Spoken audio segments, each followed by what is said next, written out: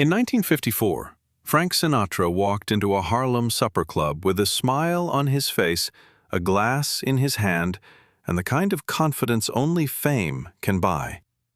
But before the night was over, that same man would walk back into the very room he had stormed out of, not as the biggest star in America, not as the voice that made women cry, not even as a man in control. He walked back in quiet, careful, humbled. And the reason had a name the whole city already feared: Bumpy Johnson. What happened that night wasn't a shooting. It wasn't a brawl. It wasn't even the kind of revenge people expected from a man like Bumpy. No, that's what made it worse. Because when Frank Sinatra insulted Harlem, Bumpy Johnson didn't raise his voice. He didn't slam the table. He didn't threaten anybody. He only said one sentence, a sentence so calm, so soft, so final, that everyone in the room understood something Frank Sinatra did not. He had just made the worst mistake of his life. And here's the part nobody talks about. Bumpy didn't just protect his own name that night. He protected a waiter, a piano player, a young singer nobody knew yet, and an entire neighborhood that had spent too many years being laughed at by powerful men who only came uptown when they wanted something. So what exactly did Sinatra say? Why did Bumpy stay so calm? And how did one of the most famous men in America end up walking back into that room like a man entering judgment? To understand that, you have to understand Harlem, and you have to understand Bumpy Johnson. Dia in 1954 was music, smoke, ambition, pain, silk dresses, pawn tickets, poetry, unpaid rent, and dreams that refused to die. It was where brilliance lived under pressure, where a trumpet solo could sound like grief, where a piano could carry more truth than a politician, where people who were locked out of opportunity built their own world anyway. And in that world, Bumpy Johnson was more than a gangster. That's the part outsiders never understood. To downtown newspapers, he was a criminal mastermind.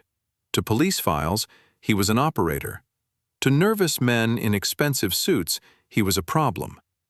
But to Harlem? To Harlem, he was something far more dangerous. He was a man people trusted. He paid school fees quietly. He settled disputes before they turned into funerals. He made sure old women kept their apartments. He kept hungry musicians working. He knew which families needed coal in winter and which boys needed a second chance before the street swallowed them whole. That kind of power doesn't come from fear alone. It comes from memory. It comes from showing up. It comes from making people believe that if the world turns its back on them, somebody still sees them. And Bumpy Johnson saw everything. Especially disrespect. Especially when it came dressed in money, fame, and a downtown smile. That night, the room was full before Frank Sinatra even arrived. The club was called the Blue Veil. Not the Apollo, not some giant theater. This was smaller, hotter, closer. The kind of room where the singer could hear your breath between lyrics.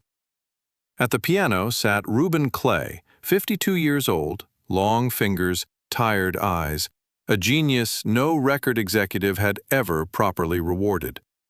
Near the side curtain stood Evelyn Dove, 19 years old, voice like velvet over broken glass, waiting for her turn to sing. At the front, balancing trays with nervous precision, was a young waiter named Calvin Reed, 21, new suit, first week on the job, trying not to drop anything. And at the best table in the house, hat tipped low, expression unreadable, sat Bumpy Johnson. Quiet. Watching. Always watching. What nobody in that room knew yet was that before the night ended, it wouldn't be the singer, the pianist, or the headliner people remembered. It would be the walk back into the room. But we're not there yet. Because first, Frank Sinatra had to make the mistake. Frank Sinatra arrived late. Of course he did. Men like that never enter when the room is ready. They enter when the room is already waiting. The front door opened, and in came Sinatra with 3 men behind him. A publicist named Danny Vail, a broad-shouldered escort called Marty Kells, and a promoter with slick hair and expensive shoes named Lou Serrano. Sinatra looked sharp. Gray suit, narrow tie, pocket square folded just right. That effortless movie star confidence. And the room changed when he stepped in. Heads turned. Whispers moved table to table. Some people smiled. Some stared. Some acted like they hadn't noticed at all, which usually means they noticed the most. Now, Frank had been in Harlem before. He knew the music. He knew the culture had power. He knew downtown stars borrowed uptown cool every chance they got. But that night, he didn't come in respectful. He came in careless. And careless men become dangerous when everyone around them keeps applauding. At first, it was small things. He didn't wait to be seated. He complained the room was too warm. He told Lou Serrano the club looked smaller than the papers made it sound. Then he snapped his fingers at Calvin, the young waiter. Not called him over, snapped. Calvin walked fast, shoulders tight, trying to be professional. Yes, sir? Sinatra didn't even look at him when he spoke. Get me a real glass, not one of these cloudy little church windows.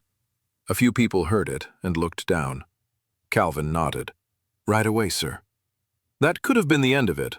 A rough customer, nothing more. But then Reuben Clay started playing. Not loud, not flashy, just beautiful.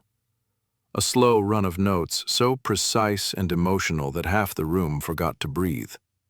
And Sinatra laughed. Actually laughed. Then he leaned toward Lou Serrano and said, just loud enough for the nearby tables to hear, Harlem always mistakes pain for talent. The sentence landed like a slap.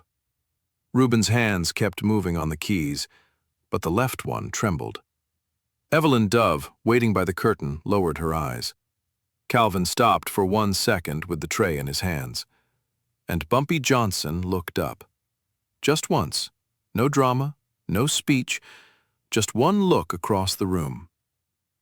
That was the first warning. Frank Sinatra missed it. Then came the second mistake, and this one? Nobody in that club would forget. A few minutes later, Evelyn Dove was called to the mic. She was young, nervous, and trying very hard not to show it. This was her shot. Not fame, not yet, but maybe a mention, maybe a connection, maybe one person in the room who could change her life. She stepped into the light wearing a pale blue dress she had borrowed from her cousin and altered by hand. The band gave her the key. Reuben looked at her once as if to say, take your time. The room is yours if you're brave enough to claim it. Then she sang. And for the first 30 seconds, even Sinatra was quiet. Because the girl was good. No, better than good. She had that rare thing, the thing that can't be bought, taught, or polished. The thing that makes a crowded room suddenly feel personal. By the end of the first verse, a few women at the back were already tearing up.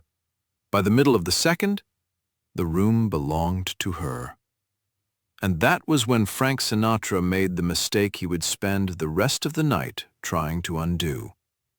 He leaned back in his chair, took a drink, and said loudly, "She sings like the whole neighborhood's asking for a favor." A few men laughed, not because it was funny, because famous men make cowards generous with their laughter. Evelyn heard it. Everyone knew she heard it. Her voice caught for half a second, just half, but in a room built on feeling, half a second was enough. She finished the song. She finished strong, too, stronger than most grown men would have. The room applauded, but it wasn't normal applause. It was protective. like people were clapping not only for what she had done, but for what had been done to her. And then came the moment that froze the air. Calvin returned with Sinatra's fresh glass. His hand was shaking, maybe from nerves, maybe from anger, maybe from trying too hard not to feel small. The glass touched the edge of Sinatra's plate. A drop spilled. Only a drop.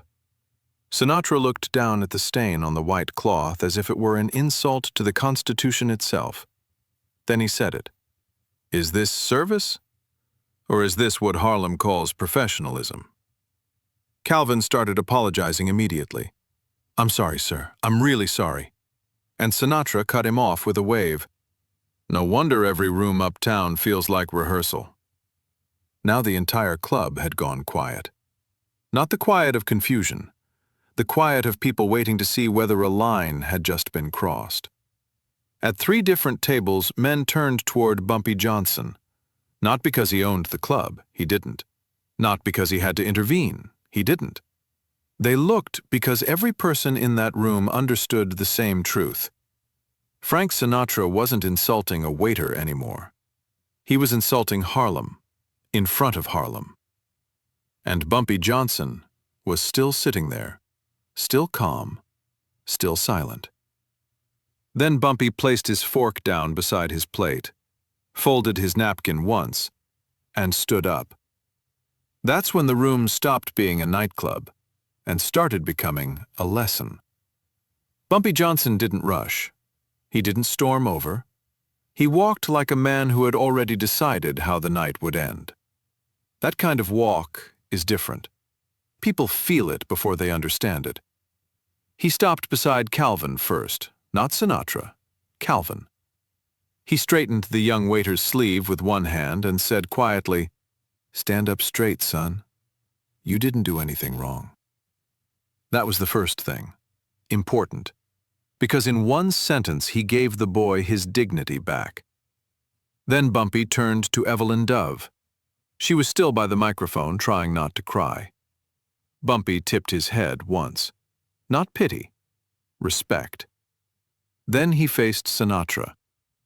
Now Frank Sinatra was used to rooms bending around him, used to applause, used to tension breaking in his favor, used to people deciding it was smarter to smile than to challenge him. So at first he stayed seated. That was his mistake. Bumpy looked down at him and spoke so softly the room leaned in to hear. "You don't have to love Harlem," Bumpy said, "but you do have to respect it." That was it. One sentence. No shouting, no curses, no threat anyone could quote in court. But every grown man in that room felt the floor shift. Sinatra gave a short laugh, too quick, too sharp. "Oh yeah?" he said. "And if I don't?" Bumpy held his gaze. "Then before this night ends," he said, "you'll walk back into this room as a different man." No one moved. No band played. No glass clinked. Sinatra smirked, but it wasn't as natural now. There was effort in it. He stood up slowly. "You threatening me?" Bumpy's expression never changed. "No," he said. "I'm informing you." That line hit harder than a scream could have. Danny Vale, the publicist, shifted in his seat. Lou Serrano looked down. Even Marty Kells, the muscle, suddenly seemed less certain of the shape of the night. Sinatra grabbed his coat. He looked around as if daring the room to react. Then he said, "I've sung for kings. I don't take lessons from neighborhoods." And he walked out. His men followed. The door closed behind them. The whole room stayed frozen. Then Bumpy turned to the band and said, "Play." That was all. And unbelievably, the music started again. But nobody was really listening to the music now, because everybody in that club had the same question in their mind. What exactly was Bumpy Johnson going to do? And how could he possibly make Frank Sinatra walk back into that room? Most men would have made that night about pride. Bumpy didn't. That's why he was dangerous. He sat back down, finished the water in his glass, and let the room breathe again. Then he called Lou Serrano's name without raising his voice. The promoter had not made it to the door fast enough. He stopped, turned, looked like a man who had just remembered every bad decision that led him there. "Come here," Bumpy said. Lou obeyed. Bumpy didn't ask where Sinatra was going. He already knew men like Frank never truly disappeared after an insult. They went somewhere brighter, louder, safer. Instead, Bumpy asked a different question. "Who booked Evelyn?" Lou hesitated.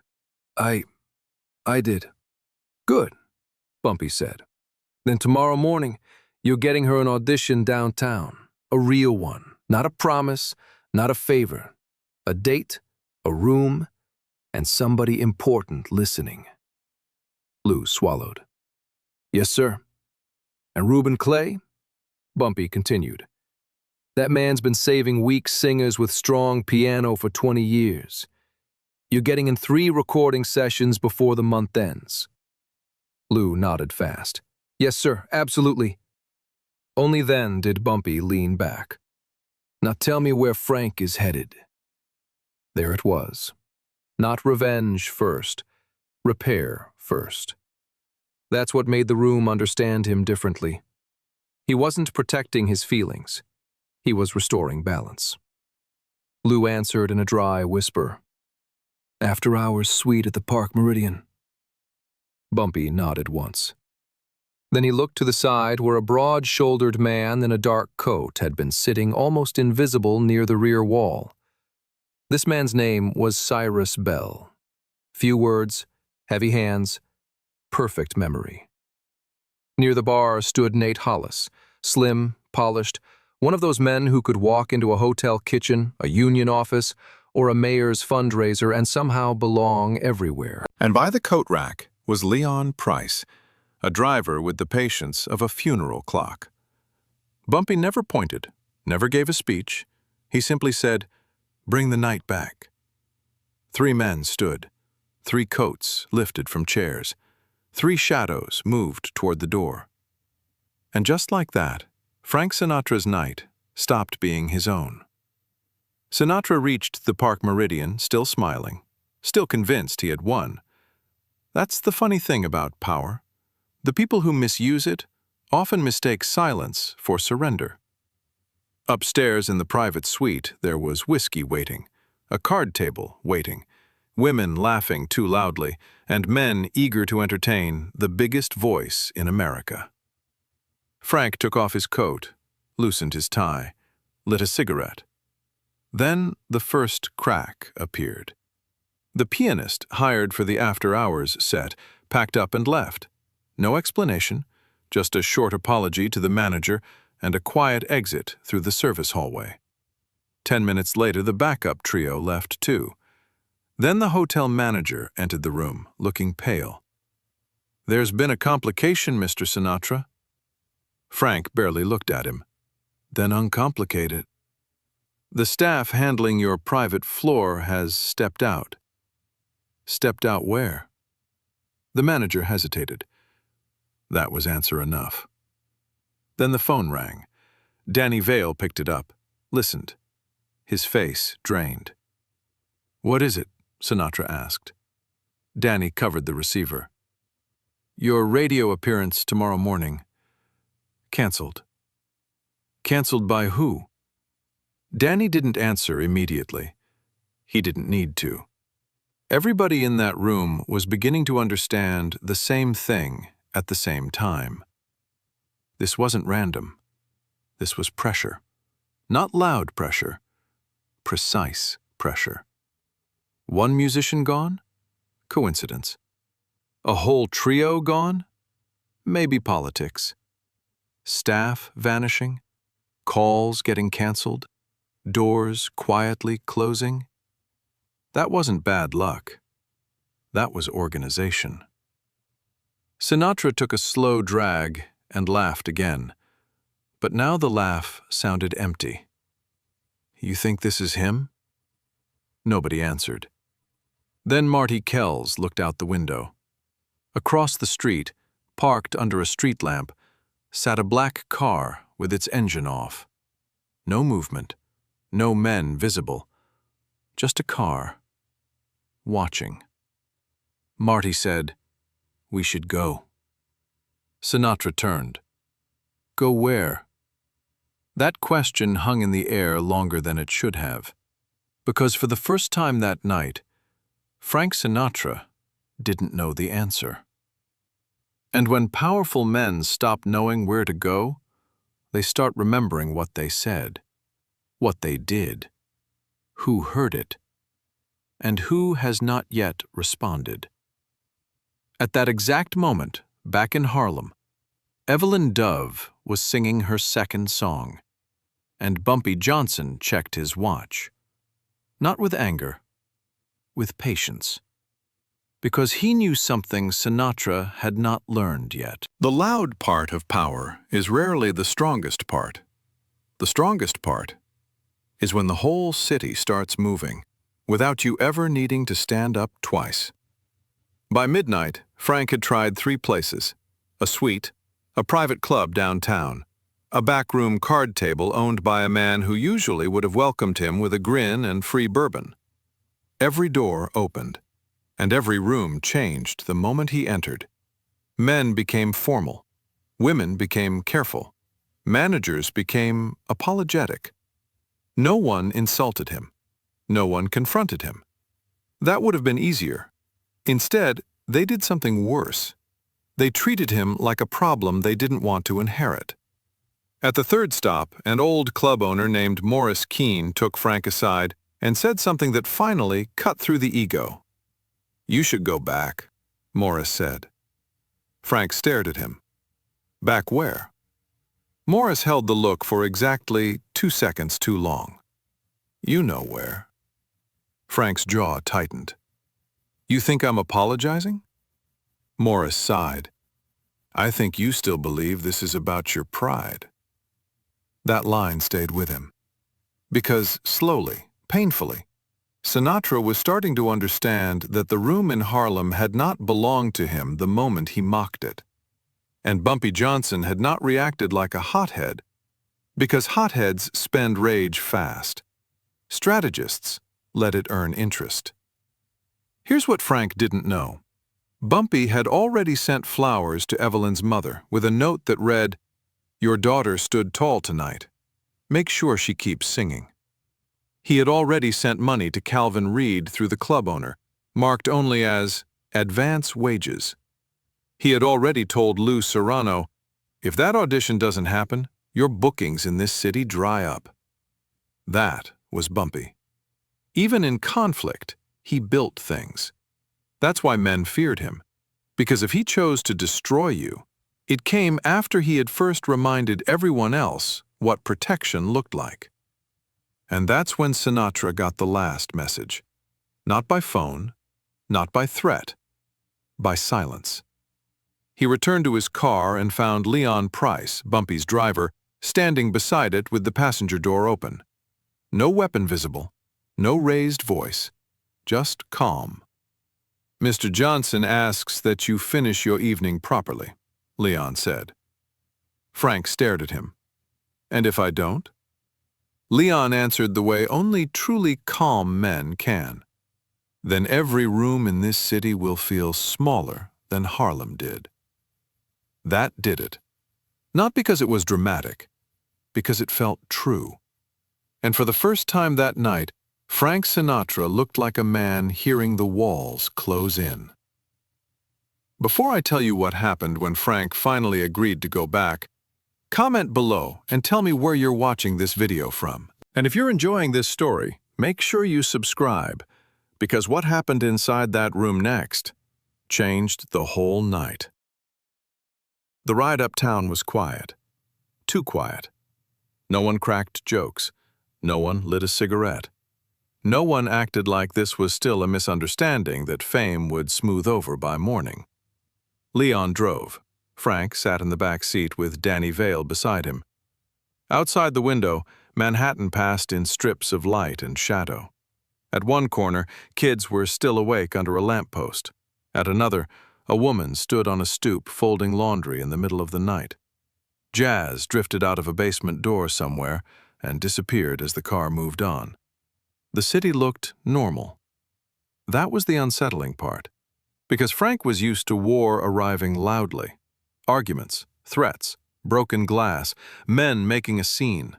Bumpy's kind of pressure came dressed as order, and order is harder to fight. Halfway uptown, Sinatra finally spoke. What does he want? Leon kept his eyes on the road. If Mr. Johnson wanted to embarrass you, he said, you'd already be embarrassed. That answer sat in the car like cold steel. Danny whispered, Frank, maybe just make it right? Frank didn't answer, but his face had changed now. The swagger was still there in pieces, but it no longer fit properly. He was thinking about the waiter, about the singer, about the sentence he had thrown into that room because he thought talent, pain, service, and dignity were all props for his mood. He was also thinking about something worse. He was thinking about what it meant that nobody had hit him. Because when you expect violence and get control instead, you start wondering how deep that control really goes. The blue veil came into view, still lit, still alive, still awake. Sinatra looked up at the sign and exhaled through his nose. Leon stepped out first and opened the door. And then came the moment that would live longer than the insult itself. Frank Sinatra stood on a Harlem sidewalk, looked at the same club he had dismissed less than 2 hours earlier, and realized he was afraid to walk back in. Not afraid of being hurt, afraid of being seen. Seen clearly, seen without applause, seen as a man who had said something ugly to people who had done nothing but offer him music, service, and grace. Leon said only 4 words. They're waiting for you. And Frank walked. When the door opened, the music stopped. Not because anyone was told to stop, because the room itself stopped breathing. Every face turned. Every eye locked onto Sinatra. And now the difference was obvious. The first time he entered, he came in like a star. This time, he entered like a man entering testimony. No one clapped. No one whispered. Evelyn Dove stood near the curtain again. Calvin Reed was at the side station, tray in hand. Reuben Clay sat at the piano with both hands resting quietly over the keys. And Bumpy Johnson was exactly where he had been before. Same table, same posture, same unreadable calm. That image alone unsettled Sinatra more than 100 threats could have. Because it meant Bumpy had not spent the night chasing him. He had simply waited. Bumpy motioned once toward the center of the room. Right there, he said. Frank stopped in the open space between the tables, the center, where everybody could see him. Bumpy didn't smile, didn't gloat, didn't make a performance out of it. He asked one question. When you came in here tonight, what did you see? Sinatra frowned. What? Bumpy repeated it. When you came in here tonight, what did you see? The room stayed silent. Finally, Frank said, A club. Bumpy shook his head. That was your first mistake. He pointed gently toward Reuben. That man at the piano kept whole rooms alive before famous voices knew which key they were in. Then toward Calvin. That boy's working his first week, trying to send money home. Then toward Evelyn. That young woman got more truth in one verse than most stars put in a lifetime. Then Bumpy leaned back. And you saw a club. That was the hit. Not loud, not cruel, just accurate. Accuracy can break a man faster than anger. Frank looked around, maybe for help, maybe for escape. There was none. Bumpy spoke again. You don't owe me an apology. I know who I am. Harlem knows who I am. He paused. You owe them one. And that was the genius of it. Bumpy refused to center himself. He centered the people Frank had diminished. That made the lesson bigger. That made it unforgettable. Sinatra swallowed. Then he did something no one in that room expected to see. He took off his hat, held it in both hands, and turned first to Calvin Reed. I was wrong, Sinatra said. The words came out stiff at first, like they had to pass through pride before they could become human. He looked at Calvin. You were doing your job. I made it personal. I shouldn't have. Then he turned to Evelyn Dove. And I heard your song. And instead of respecting it, I used my mouth to make myself feel taller. He paused. That was cheap. And you deserved better. Evelyn didn't smile. She didn't rescue him from the discomfort either. Good. Some apologies should be allowed to sit in the air and show their weight. Then Sinatra faced Reuben Clay. I laughed at something I don't understand nearly well enough. That was arrogance. Reuben gave one small nod. Not forgiveness. Acknowledgement. The room was still silent. But it was a different silence now. Not fear. Attention. Frank turned slightly, taking in the whole crowd. I came in here thinking fame was enough. Like the room was supposed to rearrange itself around me. He looked down once, then up again. I was wrong about that, too. Bumpy watched every word. And here's the twist that made the whole thing legendary. Bumpy still wasn't finished. He said, words matter. But tonight, words aren't enough. Sinatra looked at him carefully. What do you want? Bumpy answered without hesitation. I want you to listen. Then he turned to Reuben Clay. Play. Reuben touched the keys. Slow, low, warm. Then Bumpy looked at Evelyn. Sing the same song. She blinked. Now? Now, Bumpy said. Evelyn stepped forward again. This time when she sang, there was no interruption, no laughter, no careless whisper, no famous man cutting across her moment. Sinatra stood there in the middle of the room and listened, really listened. And the longer she sang, the more uncomfortable he became.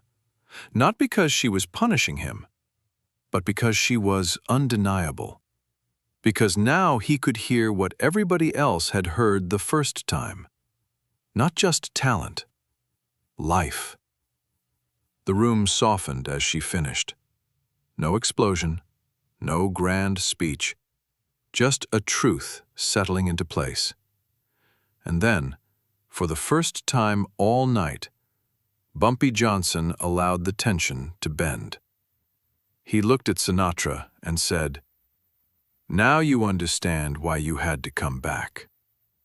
Sinatra nodded once, quietly. Yes, he said. But Bumpy had one final move left, and that was the move people talked about for years. If you like this story, subscribe my channel for more beautiful stories. Most men in Bumpy's position would have ended the lesson there. Not Bumpy. Because Bumpy understood something rare. A public insult leaves a stain. So if you want to erase it, the repair has to be public too. He looked at Sinatra and said, You got a voice. Use it correctly. Sinatra stared at him. For 1 second, nobody knew what that meant. Then Reuben shifted keys, and the room understood before Sinatra did. Bumpy wanted him to sing, not to entertain himself, not to reclaim the room, to honor it. Now think about how risky that was. If Frank refused, he would leave smaller than he entered. If he sang badly, it would feel hollow. If he sang well, he would have to do the one thing pride hates most: serve the moment instead of owning it. Sinatra looked at Reuben. Reuben looked back like a man who had no intention of carrying anybody. Finally, Frank stepped toward the microphone. No spotlight changed. No announcer introduced him. No fanfare. Just a man, a piano, and a room that had seen him at his worst. He cleared his throat, then said softly, "For the lady who should have been heard the first time." And he nodded toward Evelyn. That was the first honest thing he had done all night. Then he sang. Not his biggest song, not his bravest note, but quietly, carefully, with restraint. And somehow that made it hit harder, because for once he wasn't performing above the room. He was trying to belong inside it. Reuben followed him, then the bass, then a brushed snare. Halfway through, the tension changed shape. People were still watching, still judging, still remembering. But now there was something else, too. Relief. Because the room was getting its dignity back in real time. By the time Frank finished, nobody leaped to their feet. Nobody screamed. That would have made it feel like show business again. Instead, the applause came slow, measured, human.